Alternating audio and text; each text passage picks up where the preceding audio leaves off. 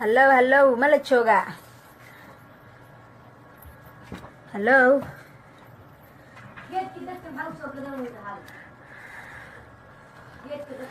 Hello, ha, ma la joogaa? Ma lay maqlaa? Haddaa lay maqlaya ha la soo qoro. Asxaabey. May maqashaan. Aan salaamayaa asxaabta. السلام عليكم ورحمة الله وبركاته. دمان أصحابتي ماشي كتير تمام السلام يا مالله مغلا هذا المغلا سان ها ساقر بليز وايدين توغا وايدين بري يا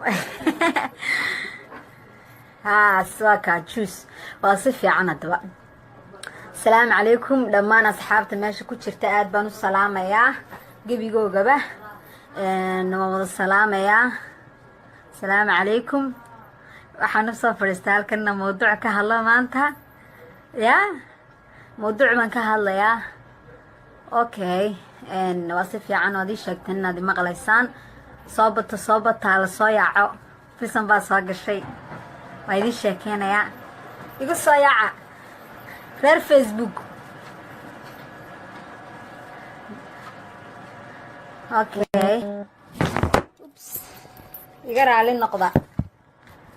telefoonka soo dhacay telefoonkii baa dhacay wuxuu yiri iga kala jooji buu hadalka ma karee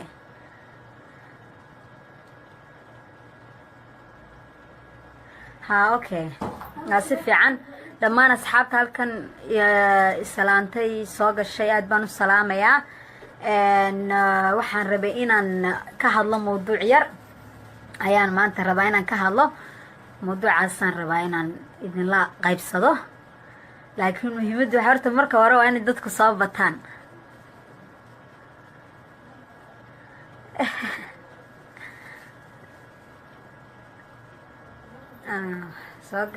soo bat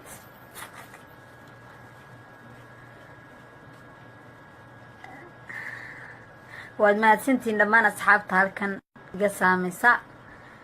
aad baan idin wada salaamayaa mowduucan rabo inaan idin kala hadlo waxa weeyaan maanta guurka dhalinyarta hablaha yaryar iyo odayaasha guurka dhalinyarta odayaasha hablaha yaryar baan rabaa inaan idin kala hadlo gabdhaha beenaa loo sheegaayo ha gabdhaha beenaa loo sheegaya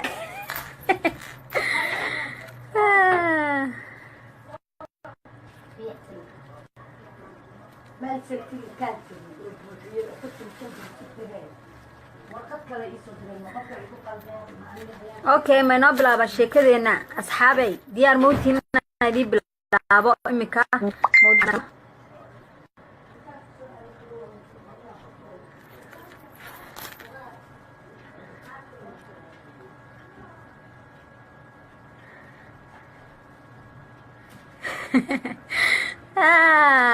okay mowduucan maanta aan ka hadlayo waxa weeyaan wiilashii dhalinyarta ahaa oo odayaasha suuqa ka saareen taasina waxay keenaysaa aad u weyn kowdhe inaan dhalinyaro oo shabaab oo 15 markuu shan jir ay yaro quruxley guursado waa habaar ma fahanteen marka maxaa la radaa arrinkaasaan rabaa inaan ka hadlo maanta aniga laftigaygu odayar ban imika raadsanayaayo aan isku qabanayaa ma fahanteen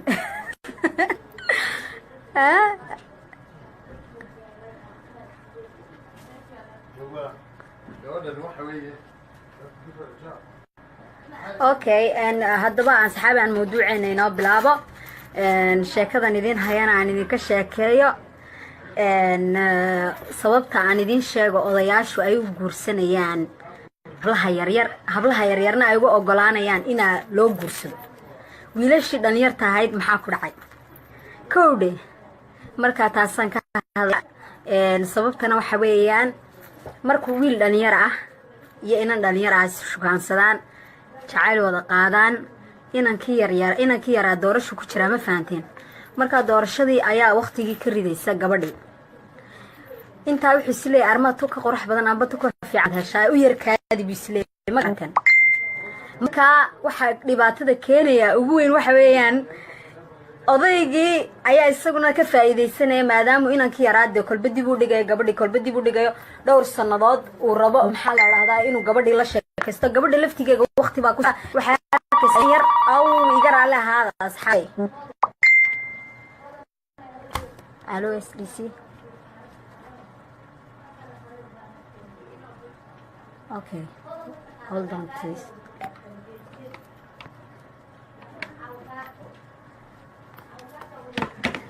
iga raalaha telefoon baa iga soo dhex galay. Oops, iga raalaha. Hello, yes SDC.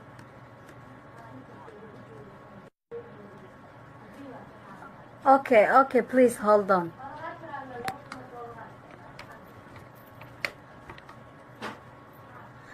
يرسوق أصحابي يقرأ الله هذا تلفون با لايف أنا كتير تلفون كسر دعي أظن كو قد بيه ما أنا حبسنجا هلو وكسر قد بيه ماما غير سوى دعي هذا مو قلنا ما أوكي يقرأ الله هذا أصحابي شو تلفون كي وأنا قاعد شيري waxaan doonay sheekada aan idin wado sheekadan idin wado waxa ahayd sababta inanta dhalinyarta ah ku qasbaysa inuu guursato oday weyn wiilkii dhalinyarta ahaa wuxuu rabaa inuu waqti qaato maalinba maalin ilaa waa wiil dhalinyar moogta maalin kasta wuxuu baranayaa hablo yar oo qurqurxoon wuxuu isla inanta bal dib u yara dhig ayadana saacad baa ku socoto xisaabtamaysa ma fahanteen marka maadaama saacad gabadhii ku socoto oo xisaabtamayso waxay go'aansanaysaa eeg mararka qaar baad guurka qaar waad tuuraysaa moogta ilaa waxay is leedahay habli yaryara qaarkeeda markay aragto ubad dhalayo guursaday waxay soo dhanaysaa inta lagu oran lahaa guun baad noqotay ee ka cararayso guunimada intay ka cararayso ayay maxaa la dhahdaa ay ku dhacaysaa oo istuuraysaa ayay ku dhacaysaa oday weyn oo 90 jira odaygii weyna already noloshiisa isagu soo qaatay waqtigiisii soo qaatay xaas buu soo yeeshay caruur buu dhalay maxaa la dhahdaa maadaama xaas iyo caruur dhalayna de isagu noloshii ayadana waxay rabtaa wax nolosha imika la bilaaba ayay u baahan tahay moogtahay gabadhu maadaama ay u baahan tahay nolosha wax la bilaabo waxa fiican inay hesho wiil dhalinyar ah oo sideedoo kale ay nolosha isla jaan qaadi karaan inamadii intooda badan waxaa ka dhaadhacsan habluhu waxay u guursanayaan odayaasha because lacag buu haystaa no lacag ma haysto waxaa jira odayaal aan waxba haysan laakiin habluhu waxay u guursanayaan inaan la idhaahdo waa lay qabaa just magac xaas baan ahay ninba guunimadii bay ka cararaysaa moogtahay gabadhi marka wiilasha dhalinyarta ah maxaa la idhahdaa hadda soo kacay waxaan leeyahay hablaha waqtigaa ka ridina waqti baa ku socda ha lagu yaaco يعني waxba la sugsugin kaalintiina yaan laydinka qaadan gaboobo 40 jir ah inuu inantii yareed hoosta gashado gabigeyga halka awaali casmoogtahay marka asxaabta qaaliga ee Facebook igu jirta wiilashan la hadlaya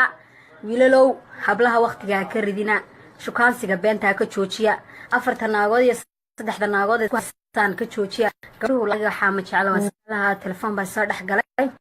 gabadhu waa iska qalbi xab waxay jecel yihiin ma anigu oday ma rabo inaan bahalkan weydiino wuxuu guud adiga oday ma rabta anigu oday ma rabo waayo waxaan u rabin oday waxa weeyaan dhimaana karay oday cajuusa siniintiisa baan ku agaboobayay aniguna la mid baan noqonay islaam baan noqonay moogta marka walaalayaal asxaabta wiilashan la hadlaya hablaha saacada ka ridina shukaansiga beenta ka joojiya dumarku iska qalbi wanaagsan yihiin wixii lagu dhaahdo way qaadanayaan dumarku waa hablaheedin dhalay ya marka ka ilaaliya maxaa la dhahdaa inaad qalbi xanuun ku ridaan ma fahanteen oo de maxaa la dhahdaa saacadana ka ridina waayo ninku de 40 jir iyo 50 jir haduu ku guursado isagu waa nin waqti kama dhacayo laakiin gabadha 5 haday dhaafto markaas 25 markay dhaafto walwal galaya tolo xilmaadna guursan tolo xilmaad caruur yeelani tolo xilmaad maxaa la dhahaa mustaqbal samaysani tolo xilmaad arki doonta ubadkaagi oo dhashay ayay marka hablihi oranayaan moogtahay marka odayaashuna ay garaalahan laakiin odayaashu way qaldan yihiin waxay u qaldan yihiin ay waqtigooda soo qaateen islaamay soo qabeen oo haduu doono odaygan guursanaya inantiisa ayay laagtay ma xishoonayo sidee buu inan yaroo inantiisa leeg uu xaas uga dhigan mid kale ayadaa ka sii daranba waayo oday aabaha leeg sidee baabad naag ugu noqon sidee baad ugu hamoonba waa qalad ma fahanteen asxaabay marka kuwa odayaasha guursadaanaha iga raali noqdaan laakiin runtaan u sheegaya gabadha kastana waa anigaa sheegay sababta maxaa la dhahdaa ay ku kaliftay inay maxaa la dhahdaa oday guursato waxa weeyaan intay ka cararayso waqtiga isleedahay niyo yani saacadu kaa dhicinaysa soo qaba gaadho isdaba qaba ila waad gaboobi wayaan sheekadu ma fahantay marka ilaahay ka baqa oo ilaahay ka baqa oo hablaha ha loogu yaacaban kuuri haddii kale dee habla yaro ina yaro qoreysha 15 marka odayaashii qaadaana maadaama carmal markay noqotay rawaxada ila uu dhimanayaa waqti badan ma sii waaraye aduu doono dhilma deynayaaba gibigiisba mar ayaga xarmalaad goranaysaan inta hablu fresh ka yihiin quruxda badan yihiin inannimada iyo dii haystaan ka gaara taasaan idinkula talinaya hablahan waxaan leeyahay u kaadiya wiilasha dhalinyarta laga waramiyo qaar wanaagsan oo guuriyo mustaqbal rabaa way jiraan waqti siiya aad la sheekaysataan marka asxaabay saasaan idinkula talinayaa hablahow yaa hablaha saasaan kula talinayaa inay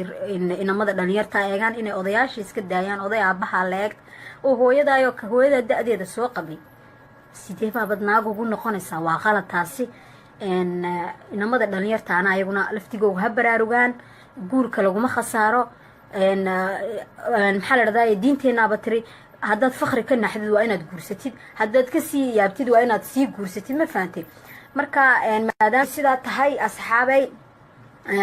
maadaama sidaa ay tahay oo aayadaasi inoo sheegtay inaad markaa fakri ka yaabtid aad gabadh guursatid haddaad kasii yaabtidna aad guursatid guurka laguma khasaaro waa lagu qaboobaa waa barwaaqo waa farxad raggan cabsoon ee dhalinyarta guurka ka baqanaya gabdhihii ka baqanaya imka sanadkaa maanta raggii gabdhihii baabay ka baqanayaan oo waxay leeyihin armay kugu xumaantaa armay naag xun kugu noqotaa sidoo kale waxaa guurka qurbuhuna horta waaba guurka ugu waalanay jiray isagu qurbaha waa la isguursanaya waa la isfurayaa hablo waxaad arkaysaa dhalinyara oo ninkooga soo furay ma fiicna inaad ubadkaaga aad 150 aabo aad u kala samaysid waxaa fiican labada qof marka ugu horeysa inay isfahmaan oo noloshooda qaybsadaan oo de maxaa la dhahdaa si ay iskugu noqdaan lamaane nolosha inta ka hadhay de ay maxaa la dhahdaa isla dhameystaan ma fiicna furitaanku sidoo kale aad baan uga hadlayaa furitaanka waayo ilmaha markii aabihii hooyadu kala tagaan saameynta ugu weyn ilmaha ayay ku dhacdaa waayo ilmihii waxaad u geynaysaa nin aan aabihii ahayn amba waxaad u geynaysaa gabadh aan hooyadeed ahayn waxaa dhici karta in caqabado badan kala kulanto oo kaalintii aabanimo ay tagto iyo kaalintii hooyanimo taasna qof garanaya unbaa garan soo marka asxaabay waxaan leeyahay ha laysku samro waqti ha laysa siiyo ubadka hadday ubad meeshii imaadaana ubadka dartood ha layskugu samro ma fiicna inaa la degdego furitaankuna ma fiicna maxaa la dhahdaa adigana kuma fiicna ilmahaagana uma fiicna mustaqbalkaagana uma fiicna marka asxaabay waxaan doonayaa inaan kaa ka hadlo habluhuna marka ugu horeysa labada qof inay marka ugu horeysa sheekada shukaansigu markuu bilaamo ayaaba la odhanayaa maxaa la dhahdaa markuu haasaawuhu bilaamo hey marka haasaawuhu bilaamo ayaaba la odhanayaa gabadhay ha sidan macaan waa la isku waalanaya wixii xiisa hadhow tale markii guriga la isla imaado xiisa ma imanayo moogtahay labada qof laakiin markay desiro masuuliyada sheekaystaan maxaa la dhahaa wax isla meel dhigaan isguursadaan taasi ayaa maxaa la dhahdaa farxadda keenta guurkana laguma khasaaro guurku waa qabow waa nimcad waxaad samaysanaysaa qoys dhan ubad baad dhalaysaa mustaqbal baad yeelanaysaa marka asxaabay wiilashan la hadlayaa wiilasha gabadhi nin ma guursan karto moogtahay oo intay de nin u tagto kuma odhan karto i guurso waa ceeb caleyg laakiin de dhaqankii waxay la imanaysaa xarakaadkiioo xarakaadkiiba ayadu la imanaysaayoo dee ninkiibay dee shukaansanaysaa ma fahanti way sheekaysanaysaa kadib laakiin guurku wuxuu ka imaadaa mar kasta wuxuu ka imaadaa ninka ayuu ka imaadaa guurku gabadha kama imaado soo raggu ha usoo bandhigaan gabdhahay la sheekaystaan inay guursadaan waayo labada qof waxay u sheekaystaan inay amba isguursadaan guur amba gaabsi de nin gaabsi rabana de gabadhi waqti kuma luusgaraynayso taan waa ognahay laakiin baan buu sheegayaa isagoo gaabsi ka rabo korna xabiibti macaanay waan ku guursanaya waan ku jecelahay la-aanta abaar waaye aniga la-aanta ma noolaan karaayay indhaha nuurkoogii baaba tahay kowdhe marka wallaahi asxaabay xitaa ragga qaar baa dee in horta midda kale aan waxaan aaminsanahay labada qof hadday isfahmaan isjeclaadaan nolosha dee farxadeeda ayay helayaan moogtahay ubadkooguna markay arkaan hooyadii iyo aabihii oo isjeclo de wuxuu noqonaya ilmeero jacayl lagu koriyo quruxdiisa isagaaba laga fahmeeyey udgoonkiisa waxaa la yidhi awlaad jacayl lagu dhalay udgoonkoogaa laga gartaa ma fahanteen marka hablaha loo naxariisto dumarkuna ragga ayaguna laftigoogu dumarkun maaha waxa raggun maaha waxa dhibaatada keena laakiin dumarka qaar baa dhibaatada keena ninkii oo jecel imka waxaa ka dhaca maraykanka ninkii oo jecel gabadhii ayuu maxaa la dhahdaa way isjecel yihiin laakiin waxay ku odhanaysaa adeer haddaad doonaysa inaan ku guursado maxaa la dhahdaa meeshan degan usoo guri isaguna noloshiisi iyo mustaqbalkiisi wuxuu ka samaystayba xaggan oo dee ma guuri karo marka waxay ku odhanaysaa haddaanad guuri anigu hooyada kama soo fogaan karo maxaa la dhahaa wadada ku qulqulday nagu kala wadba saasaabaa lagu kala tegayaaba qaar waxaa isguursada qaar waxaa jira isguursada waxaa anigu umul baan ahay uur baan fool baan ahay uur baan leeyahay soo waxaan tegayaa hooyaday baan u tegayaa marka maadaama hooyada u tegayo adiguna maxaa la dhahdaa adeer dee kaale marka ninka ma guriga hooyadeed ayay gelinaysaa gabadha marka la guursado sida diinteen iyo dhaqankeenu yahay waxa weeyaan inay gabadhu ninkeega ay la degto uu meeshu degan yahay la degto taa weeyaan hablaha yaryar ee makorka wada ee le kaale adeer maxaa la dhahdaa ila soo gal dee guriga hooyada inaad u geysid waa qalad ninkaaga mase hooyada gurigeega ma inaan la yaal buu noqonayaa waa ceeb dhaqan iyo maxaa la dhahdaa dhaqan iyo waxaan leenahay dhaqan baan leenahay diin baan leenahay so marka waa inaa diinteena iyo dhaqankeena lagu dhaqmo habluhu waa inay guurka sida fudud u baabiinayaan ay iska joojiyaan waayo qofka garoob noqonaya waa ayad inkastuu nabigeena calayhi salaatu wasalaam u duceeyay carmalka haddana laakiinse ma fiicna guurka wax weyn waa masaajid dhan oo la dhisay masaajidkii haddaa la dumiyo waa dhibaatay leedahay marka asxaabe walaalayaal waxaan kula talinayaa inaa laysku samro laysku dulqaato inaa gabadhina ninkii u samirto ninkina gabadhii u samro dee farxad iyo jacayl iyo si loogu dhiso odayaashina laftigoogu dee waxay ka faa'iidaysteen gabdhi waxay maqleen ninku dhali karaa ku dhiqi karaa saadipon waxaa jira wiilo dhalinyar ah oo 20 jir ah caqliga ku yaalaana aanu ku jirin nin 50 jir ah ma fahantiin maadaama sidaa tahay maxaa la dhahdaa wallaahi waxa weeyaan markaa maadaama sidaa tahay wiilasha dhalinyar oo caqli jira oo la fariidina oo mustaqbal jacayl samaystaan laakiin si aan chance dumarkii siinayn ama ay amba jeebkiisu dawlito oo aan chance la siinayn baa jira dee markaa waxaa la leeyahay waxa fiican horta risqa ilaahay baa keena labada qof markay isguursadaanna ilaahay baa waxa ka aaminaysin ku qoray markaa walaalow inamaduna guurka ku dadaalaan xaaraanta laga fogaado fusuqa laga fogaado hablaha la ixtiraamo qiimaha habluhu lahaayeen berigii awoowayaashiin habluhu qiimaha lahaayeen waa inaan loo soo celiyo taasaa maxaa la dhahdaa taasaa wax sameynaysa waayo hablaha laftigooga ayagiiba qiimaha iska ridinko anigoo midhan oo life soo fadhiisanaya mid kastaaba iska kaa daawanaya inkastay dee tani waxani ay tahay waxaan aanay ahayn dhaqankeenii inaad dee codkaaga meel fog laga helo laakiin haddana mararka qaar inaad fikir isweydaarsi la isweydaarsado way fiican tahay habluhuna ayago laftigoogu qiimahooga ha ilaaliyaan sharaftay lahaayeen ha ilaaliyaan maxaa la dhahdaa dhaqankoogana ha ilaaliyaan den ragguna dumarka qiimaha lahaayeen awalka hore dumarka sidaan ogeyn geeliyo waxaa laga bixin jiray qori intaasoo geeliyo qori baa laga bixin jiray gabdhuhu meesha raadka ay maraan ayaa la raadin jiray laakiin imika sanadkaa maanta dumarkii baa batay dhaqamadii gaaladaynu qaarkood dhaqanadii gaaladaynu raacnay marka ilaahay dee maxaa la dhahdaa xaqa hayna garansiiyo maxaa la dhahdaa ha ilaahay xaqa hayna garansiiyo asxaabey waxaan idin leeyahay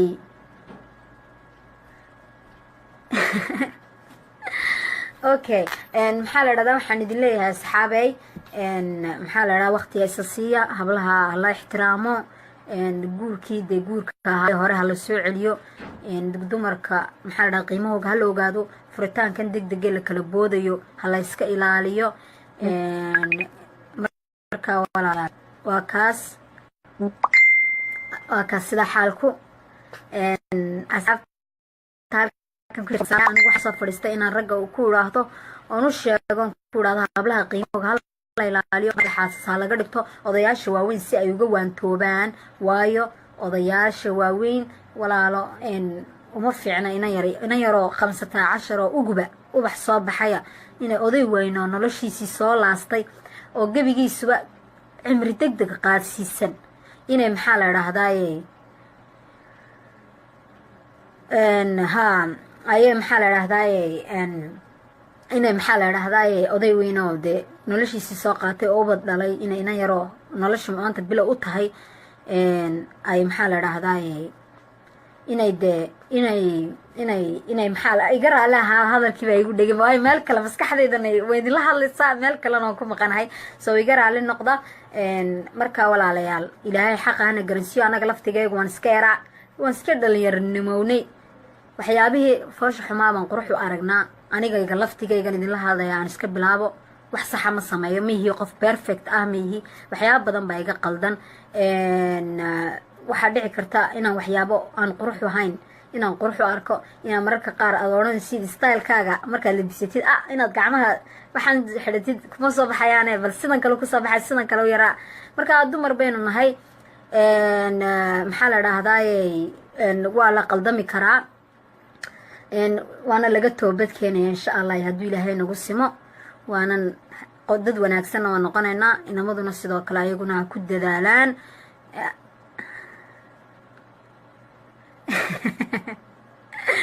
aniga layma soo furin laymana guursanin weli inan baan ahay dhalinyaro ah laakiin waxaan ka hadlayaa waxa ay dadku maxaa la dhahdaa ee bulshada dhibaatada haysata dee hablahana inaan u hadlo xaq banahay because anigayga waa dumara waa inaan ka hadlo raggana sidoo kale waa inaan u hadlo markaad aragtid inan yaroo qurux badan oo qalanjaa oo oday weyn ilaahay baa weyna dee oo gebigiisuba khas noloshiisii dhammaystay guursado inan yar taa qalbiga iga xanuuno wallaahi markaan arko taasina niyad jab bay igu keentaa markaa walaalayaal saasaynu isku ognahay insha allah gulyo gobonimaynu isku ognahay ilaahay xaqa hana garansiiyo anagana ilaahay maxaa la dhahdaay xaqa aniga laftigaygana hay garansiiyey soo duceeya waxyaaba badan baa iga qaldan waxyaaba badanna waan ku saxsanahay qofku dhinac kastaba perfect kama ahaanayo oo dee dhinaca uu ka fiican yahay dhinaca uu ka xun yahay baa jira ma ogtahay markaa walaalayaal dee waan yaro kulaayo dagaal baan idinkula soo galo odayaasha baan idinla yimide taasi waxay dee muujinaysaa ma ogtahay hadal waxaan ka damqaday saameynta iyo waxaasan ka damqaday saameynta odayaasha ku yeeshan dhalinyarta hablaha yar guurkooga waxaan arkaan facebooka boqolka heblaayo hambali oday gaboobo sii dhacaya bismillaahi raxmaan halkii odayga sii dhacaya geenaysaa yaa markaa walaalayaal saasaynu isku ognahay inamo dhalinyaro shabaabaa jira inamada yareerna intay doordoorashadii waxaa ku jiraan mustaqbalkooga ha samaystaan hablahooga ha qiimeeyaan hablahooga maanta dee ninku waxaa la yidhi nin waliba horta wiilasha soomaaliyeed waa inay hablahoogi baa dhagax raacaya nin madoobay raacayaan nin carabay raacayaan taasna maxaa wacan idinkaas sabab u ah waayo markaad hablahaaga ilaashay hablihiina markaad ilaashaysid ood qiimahooga garatid cid kale ma raadsanayaan moogta laakiin markaad idinkiiba aad kaarasiin weydaan aad raali gelin weydaan aad been u sheegtaan niyadda ka jebisaan aad khiyaantaan taasi maxaa la dhahdaay tani markaa waxay keenaysaa dhibaatay keenaysaa oo dhibaato weyn bay keenaysaa ilaan dee waa inaad maxaa la dhahdaay walaalayaal gabdhihii dee markaad mas-uuliyaddeeda aad qaadaan eed maxaa la dhahdaa aad dhinac kastaba ka raali gelisid eed jeclaatid eed jacayl u muujisid gabadhii dee walaalayaal waxay keenaysaa markaa inay gabadhii ay dee ayaduna ilaan gabdhuhu waa iska qalbi jilicsan yihiin wixii lagu dhahdo way qaataan waa maxaa la dhahdaa waa hablo wanaagsan laakiin inay inantiinu raacdo nin madow oo dhagaxoo gebigiisaba diin haysanin oo uskaga iyo inay inantiinu raacdo nin caraba ragga soomaalida horta anu firsan ahaan markaas ka hadlo inaan wiil soomaaliya ciddu doono qabiilku doono ha ahaadee inaan guursado adduunkaan ugu jecelahay nin ajaanib oo dee maanta dadkaygu afgaranin amba dhaqankayga lahayn inaan raaco ma jeceli marka hablaha laftigoogu ayagu way jecel yihiin naag kastaana way jeceshahay inay guursato gabadh kastaaba way jeceshahay inay guursato nin tolkeeda oo inaadeerkeeda oo la garanayo dintiisiyo meeshu ka imiyo asalkiisa la yaqaan laakiin dee raggiibaa u sababaya inay hablihii rag kala raacaan ma ogtahay waayo ayagii baan qiimeynaynin ayagii baan qiimahooga fahmaynin markaa maxaa la dhahdaay hala qiimeeyo hablaha sharaftooda hala ilaaliyo waa gabadh inaadeertaaya waa gabadh walaashaaya waa gabadh tolkaaya meelunbaad iska soo meelunbay maxaa la dhahdaay meelunbaad iska soo gashaan waa gabadh tolkaaya gabadhu waa inaadeertaa inaad qadar jabisid niyad jabisid maaha haddaanad niyadu haynin ood jeclayn ood qof kale noloshaada ku jira runta u sheeg waxba waqti ha ka ridin adna waxba naftaada been laguma maaweeliyo walaashaana been laguma maaweeliyo marka saaxiibayaal an waxaan idin leeyahay waa inaad gabdhuhu qiimihii horey lahaayeen waa inaad u soo celisaan nin inaan rag isagunbaa gabadha qiimo u yeeli karaa waayo wuxuu qiimo ugu yeeli karaa maxaa la dhahdaa markuu dee sharaf u yeelo marwo ka dhigto guri dhigto naagaha dumarkooga gabadha dumarkoogna ayaga qiimeynay isku yeelaan oo ragooga adeecaan oo ixtiraamaan sidii hooyooyinkeen iyo ayayaasheen ahaayeen inaynu ahaano dhaqankii ka daba qaadano weeyaan midda kale waxaa yidhi baruur baa baruurya qurmise waxaa jira dad xun oo dee ayaga dabeecadooda asaliyan u xumaanta u dhashay oo aan bedeli karin oo xumaan u dhashay baa jira kuwaasaa xumaynaya saameyn ku yeelanaya inamadii wanaagsanaa iyo hablihii wanaagsanaaba ma fahanteen kuwa laftigooga ma aha inaadee baruurtaa baruurya qurminaysa inaa maxaa la dhahdaye inaad maxaa la dhahdaye aad asxaab halkana weerar ku hayso oo ayagaan markaan qoraalkooga akhriyo ay maskaxda igaga sii dhegayaan ma fahanteen marka ayaga laftigooga waxaan leeyahin caadi iska dhigeen adayaal sidoo kale waxaa ka yaabay facebooka waxaa ku jira dad caadiyan maskaxiyan xanuunsanayaba qaarkood wallahi waxaa jira dadka qaar xanuunsanaya oo ayagoon waxaad ka hadlaysid dhegaysan amba commenteerkaad waxaad soo boost garaysa akhrisan ayaa cay amba wax xun iska soo horreysiya taasina waa qalad horta markaad wax ka hadlaysid waa inaad fahantid mawduucu wuxuu yahay marka aad ka hadashid laakiin haddaad iska jawaabtid dhibteed intaa waxay rabaan in indhaha dadka soo jiitaanoo dee loo jawaabo laakiin anigu dee wixii si xun u hadlayno ma jawaabayo wixii si fiican u hadlayno waad mahadsantihiin baan leeyahay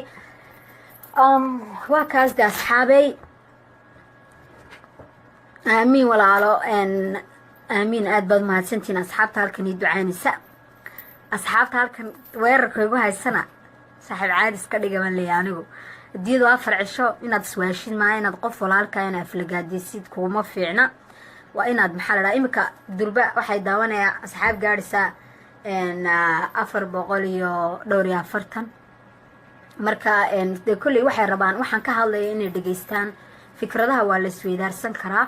laakiinse ma aha inaad dee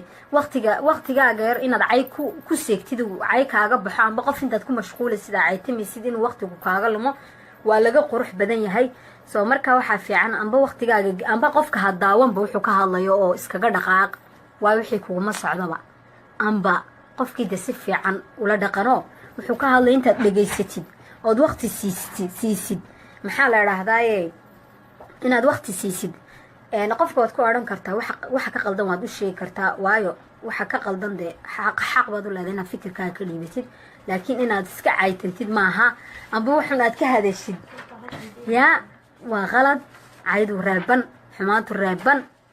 cayna malihiyo anigu waan is ogahay inaanan cay lahayn alxamdulilahi rabbilcaalamiin waayo hooyada macaan ilaahay haydaaye sahre maxamed ibraahim ayaa dhaqan iyo tarbiyad fiican igu soo korisay inkastoo dee dhararka laga yaaba xijaab de haddaan xijaab xidhana wuxuun baa layga sheegaya waa waxaan ogahay moogtahay inaa soomaalidu dee way iska hadal badan yihiin moogtahay xijaab haddaad soo xidhidinna waxaa lagoona waxbaa kaa qaldan adiga caadi matid haddaad isa soo qabisidna is astur diintii baad ka baxday markaas sidina kuma ficno soomaalidu marka waxaan is yiri sidii stylekaaga adigu aad ku soo bixi lahaydun u labiso ma fahanti dhalinyarnimadana wayna qaadaysaa dhalinyarnimada laftigeega meesha ku jirto dee qofku markuu dhalinyar yahay wuxuu rabaa inuu deendhaha dadka soo jiito uu iska yara qurux badnaado ma fahanteen marka in adeerayaal waa ka dadka laguma mashquulo waa run inaa lagu habsaamana maaha ina waqtiga iskaga ridana maaha asxaabta halkan iga salaamaysana inkastoon qoraaladu aada degdeg ii dhaafayaan oon arkayn aad baan gebigoogaba wada salaamaya anoon kala saarayn maanta mawduucan ka hadlayna waxay ahayd hablaha qiimahay lahaayeen min zamaan waa inaa loo soo celiyo oo ixtiraamkiiyo sharafta ay lahaayeen waa inaa la dhowro waa inaa hablaha la garto imika nin raga ayaa wuxuu soo qoray telefoon baa soo gale waxaan idin yidhi in raga ayaa soo qoray nayaadaas muxuu halkuu dhaqanka isagu ka keenay isagiibaa naya qofka waxaa la baa jira loogu sheego wax ma fahanteen laakiinse inaad goobtaan soo markaa inamada waxaan sheegayaa caytamaya ayagu ma dhaqan wanaagsana waayo ayagiibaa caytamaya qof caytamayaana maaha qof dhaqan wanaagsan iyo sharaf leh qof caytamaya isagiibaaba u baahanba inaa dhaqankii tarbiyadda la baro anagu weligan waxaa macayno cidna ma aflagaadayno wixii de munaasib aanu hadalnana aanu aragnana waan soo fadhiisanaa waan ka hadlaynaa maxaa la idhahdaaye kuwan de dadka caayaye wax ka sheegayana waxaan leeyahay walaalayaal ilaahay xaqa idin garasiiya ayaga laftigooga anuu idin macaayayo hadal xun idinkama odhan inkastoo asxaabteeda inta u badan ee facebook igu jira ay yihiin dad wanaagsan laakiinse waxaa jira dad aan facebook waa kuugu jirin oo friend la ahayn oo dadka xitaa dadka qaar flowing ah waxa wanaagsan oo dhaqan wanaagsan oo si fiican u hadlaya fikirkooga xitaa mararka qaar waxa qalada waan samayn karaa luuqa intay soo galaan filsana waxa walaal kuma fiicna iska daa anna waan qaataa wixii aan qaadan karayna